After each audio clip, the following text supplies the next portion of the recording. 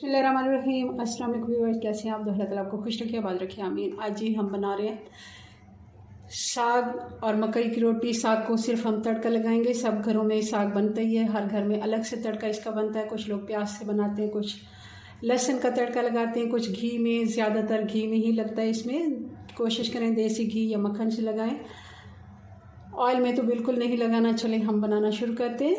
Recipe पसंद आए like कर दीजिएगा। इसके लिए 1 कप के बराबर हमने घी ले लिया, गर्म होने देते हैं। घी अच्छे से गर्म हो गया। अब इसमें डाल देंगे 1 टेबलस्पून कटा हुआ लहसुन और 2 बड़ी हरी मिर्चें थी जिनको मैंने 2 हिस्सों में काट दिया है। और अब डाल देंगे अदरक, दरदरी कुटी हुई डालनी है।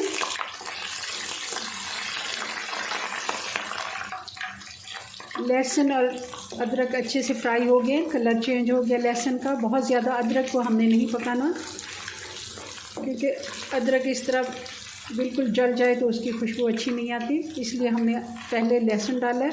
और बिल्कुल अगर आप मेरी रेसिपी से तड़का लगाएंगे तो बहुत ही अच्छी इसकी खुशबू आती है और बहुत ही अच्छा टेस्ट आता है।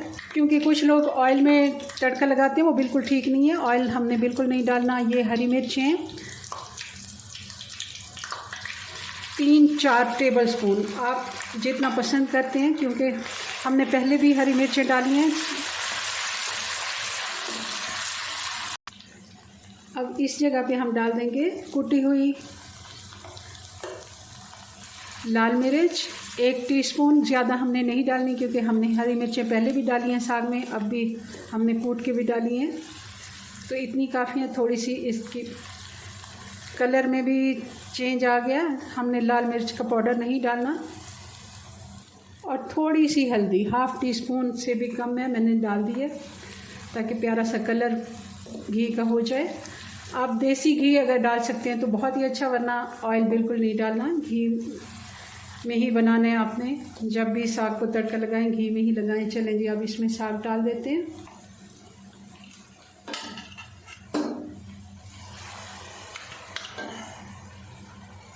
थोड़ा सा आंच को मैंने स्लो कर दिया ताकि इसके छींटे उड़ के आते हैं। तो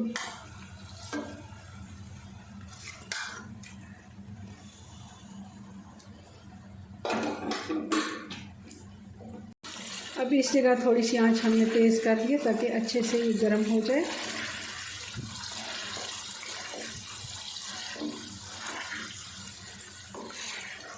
मैंने इसमें मकई का आटा पहले डाला था, अगर आपने नहीं डाला तो इस जगह पे आप डाल सकते हैं।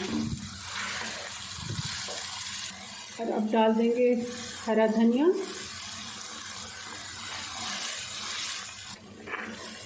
चार से 5 मिनट अच्छे से साग गर्म हो जाए। अगर इस जगह पे पानी है साग में थोड़ा बहुत तो वो भी आप खुश कर लें। अगर ज़्यादा टाइम लग जाए तो कोई बात नहीं है, क्योंकि कुछ लोग ज़्यादा साग में पानी रखते हैं और वो सही नहीं होता। इस जगह पे आप खुश कर सकते हैं। हमारा साग बन के तैयार है। थोड़ा सा अदरक डाल देते हैं, कुछ कटी हुई हरी मिर्चें डाल देंगे जी। तो ये हमारा साग बन के तैयार हो गया। अब आटा बना लेते हैं, गूंद लेते हैं। बल्कि कप हमने मकई का आटा ले लिया, 1/2 टीस्पून नमक डाल देते हैं, अच्छे से मिक्स कर लेते हैं। और इसके लिए हमें पानी चाहिए होगा गरम। मैंने गरम पानी इसका ले लिया। अब इसको एक दफ़ा अच्छे से मिक्स कर लेंगे। मैंने अंदाजे से ही पानी डाला है, कोई इसकी क्वांटिटी नहीं होती। इतना आप पानी डालें कि इसमें थोड़ा सा मिक्स हो जाए। अभी हमने हाथ इसको नहीं लगाना। पानी भी थोड़ा गर्म है, वो भी ठंडा हो जाए और ये एक दफ़ा अच्छे से मिक्स हो जाए। अब हम चम्मच को हटा लेते हैं और हाथ से इसको अच्छे से मिक्स। तो इस तरह हाथ से हम मसल के इसको अच्छे से, ये देखें ये गर्म पानी था तो हमारा आटा अच्छे से, इसको जैसे हम आटा गूंथते हैं वैसे हम गूंथ लेते हैं। इसको हमने ज़्यादा मसलना नहीं है। अब इसको एक साइड पे कर देते हैं, बल्कि इसके पेड़े ही बना लेते हैं। साथ ही साथ इसकी रोटी बनानी होती है, ज़्यादा देर हमने इसको रखना नहीं है। ये देखें जितना हमें पेड़ा चाहिए जी। तो ये मैंने छोटे साइज़ की रोटी बनानी है तो इसलिए मैं छोटा पेड़ा कर रही हूँ। अगर आप बड़ी बना सकते हैं तो आप बड़ी रोटी बना लें, क्योंकि मैं इतनी इसमें एक्सपर्ट नहीं हूँ, मैं छोटी छोटी रोटियाँ बनाऊँगी। अब हमने हाथ से पेड़े को बढ़ाना है, हल्के हल्के हाथ से इस तरह। ये देखें, इतनी ही मुझसे ये बड़ी हुई है, ज़्यादा हमने इसको अगर बढ़ाया तो ये टूट जाएगी, क्योंकि हमने छोटा पेड़ा लिया है और ये बहुत ज़्यादा मोटी भी नहीं है, बहुत ज़्यादा पतली भी नहीं है, आसानी से बन जाती, कोई इशू नहीं है कि हमने बड़ी बड़ी रोटियां बनानी है। 3 से 4 मिनट हो गए हल्की आंच पे पकते हुए। साइड इसकी चेंज कर लेते हैं। तो रोटी को हम थोड़ा सा साइड पे कर देते हैं, क्योंकि तवा हमारा बड़ा है और रोटी हम छोटी बना रहे हैं, तो एक और रोटी भी हम साइड पे डाल देते हैं। अब इसको थोड़ा सा हम साइड पे कर देते हैं और इसको देख लेते हैं। ये हमारी रोटी काफ़ी हद तक तैयार हो गई है। इसको हम घी लगा देते हैं और हल्की आंच पे इसको घी के साथ भी पकने के लिए छोड़ देते हैं। इस साइड से भी अच्छा सा कलर आ गया है। साथ साथ इसको भी हम पलट देते हैं, इसका भी। जी, तो ये देखें कितनी अच्छी हमारी रोटी ये पक के तैयार हो गई है।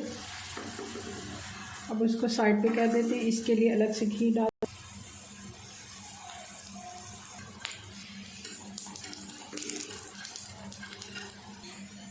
ये देखें कितनी अच्छी हमारी दोनों रोटियां तैयार हो गई हैं एक टाइम में। अगर